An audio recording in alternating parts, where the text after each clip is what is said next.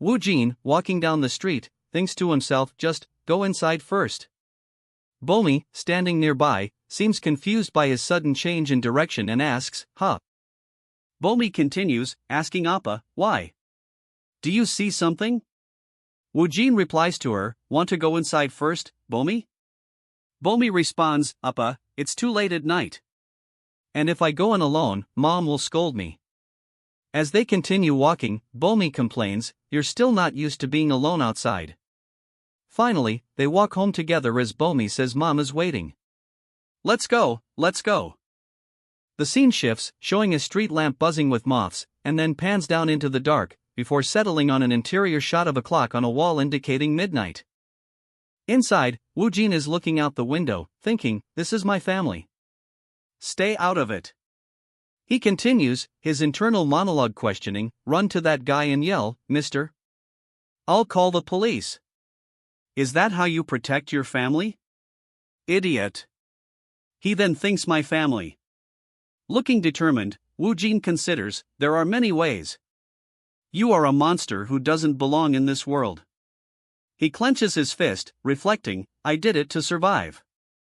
If you were as naive as me, you would have been dead already. Wu Jin continues his internal argument, I could have survived on my own. You should have never been born into this world. The scene transitions to a rainy night.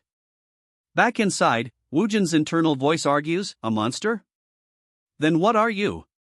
Is there anything you're better at than me? A dark grin appears on his reflection in the window. Finally, he states, my body, I am the master of my body. You are just another self I created. Wu Jin's darker self laughs, kekakek. You think the complete opposite of me? That's my body. The narration explains, anxiety and fear are what it feeds on. Whenever fear and anxiety creep in, it takes over me. He's being surrounded by monstrous hands. The narration continues, but now, I can control it. If I can summon it from my subconscious, I can maximize my knowledge. As Wu Jin lies in bed, he thinks, a fierce beast with sharp fangs. But if I can tame it. Today, come forth. Wu Jin gets out of bed, stretches and cracks his neck in front of the mirror. The scene transitions outside, looking down at the rainy street. Wu Jin leaves his room and walks through the house. Then, it cuts to outside on another rainy night. Wu Jin walks down the steps, splashing in puddles. In the distance, a figure stands under an umbrella, watching him. Wu Jin seemingly notices the figure, but doesn't say anything. Wu Jin continues walking as the figure under the umbrella watches from behind. Wu Jin stops and holds out his hand, feeling the rain, thinking a gift from the universe. Even hiding one's presence is a skill. The narration adds, he was well prepared. He planned this exact day.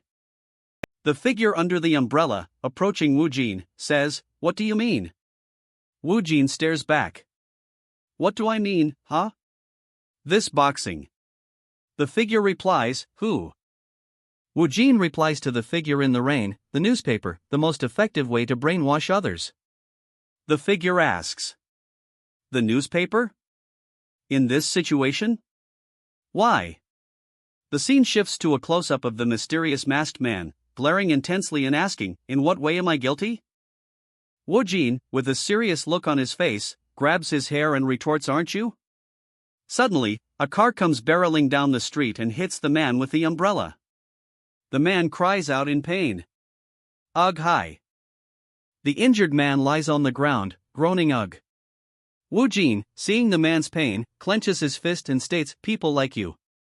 He tears open his shirt, revealing his scarred body. Looking shocked, he exclaims. The scene flashes back, showing the moment Wu Jin acquired these scars, and then he declares, I'll never allow someone like you to exist again. Wu Jin, standing over the man, says, I'll carve those scars into your body. He then asks. N. He grabs the injured man. If I was inexperienced, then what should I have done? Run away like a washout and scream? Wu Jin stands over the injured man, staring down at him. He starts to walk away down the empty street. As Wu Jin continues to walk down the street, he pauses and looks up to the sky, thinking the rain sounds nice. The scene transitions to a series of snapshots of Woojin's life, labeled first day, where he's eating with his family. Then, labeled second day, he is walking down the street with Bomi. The snapshots continue. Labeled third day, we see Woojin and Bomi at the movie theater. It then jumps to fourth day, with Woojin at his desk and Bomi on the bed in his room. He is furiously taking notes and writing in a book. Bomi walks over to Woojin and asks Appa, "You want to read all the supplementary references?" Woojin replies, "I read them all." The illustration turns into a cute caricature of them both, with Bomi wondering why does Appa do everything with red eyes nowadays.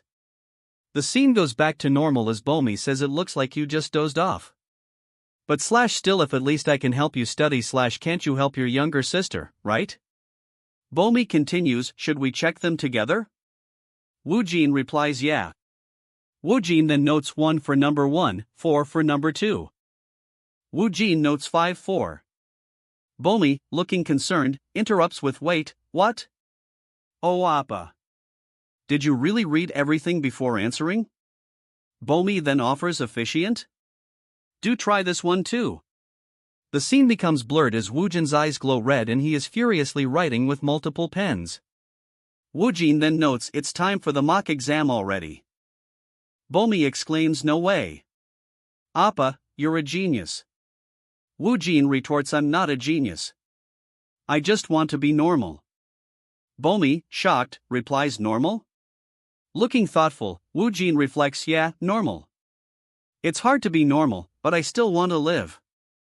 Woojin continues in his thoughts, staring at a photo on a shelf. "At my age, no, when I was even younger, Appa." The shot focuses on the photograph of a younger Woojin. The scene then cuts to a memory. "Hey, you little bastard," a man yells as he attacks Woojin. An older man watches him getting beat.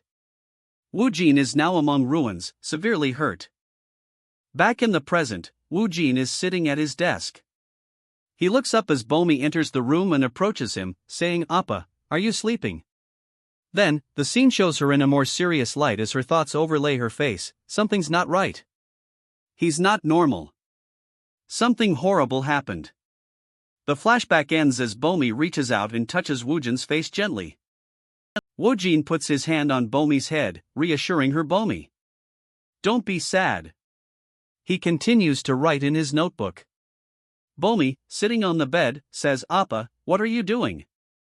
Woojin, writing with a red eye, replies, "Do you feel something?"